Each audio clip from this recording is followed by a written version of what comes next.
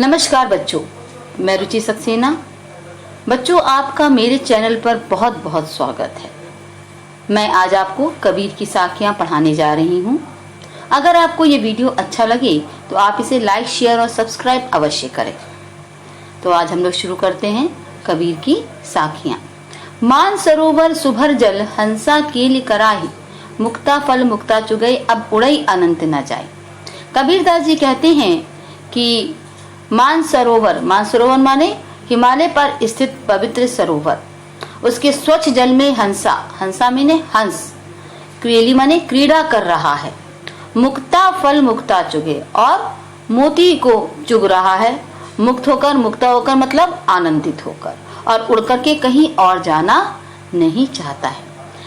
कहने का आशय क्या है? हंसा का मीन्स दूसरा क्या था?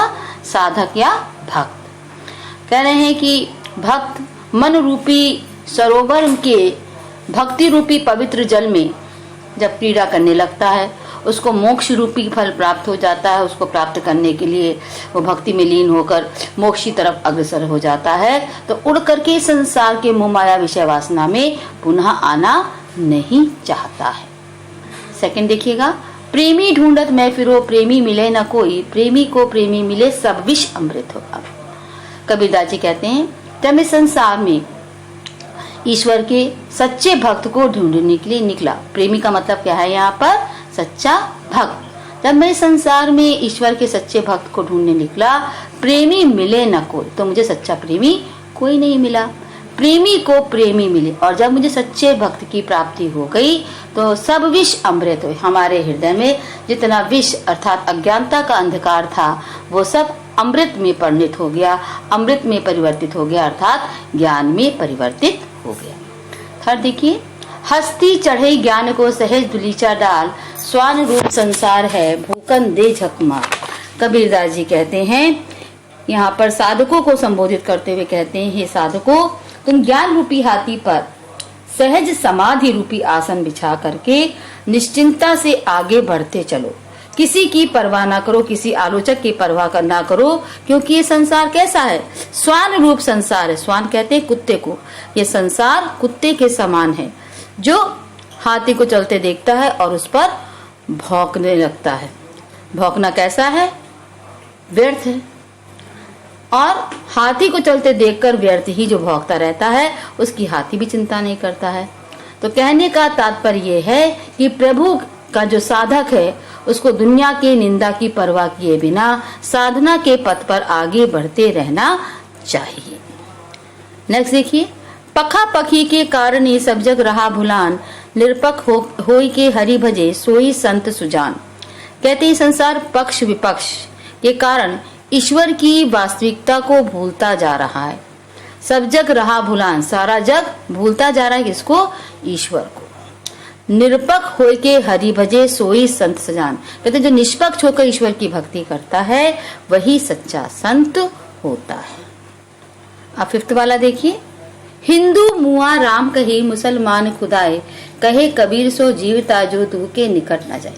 हिंदू राम राम कहता रहता है, मुसलमान खुदा खुदा करता रहता है, और कबीरदास जी उन दोनों को फटकारते हुए कहते हैं कि वही जीवित रहता है इस संसार में जो दूह के निकट न जाए, जो दोनों के निकट नहीं जाता है। ना राम के निकट जाता है, ना रहीम के निकट जाता है, वही संसार में जीवित रह जाता है। सिक्स्थ वाला देखिए, काबा फिर काशी भया, रामई भया रहीम, मोट चून मैदा भया, बैठ कबीरा जी। कबीरदास जी कहते हैं कि मेरे लिए मुसलमानों का पवित्र तीर्थ स्थान काबा काशी के समान जो है वो पवित्र हो गया है, और राम का नाम रहीम के समान पवित्र हो गया है।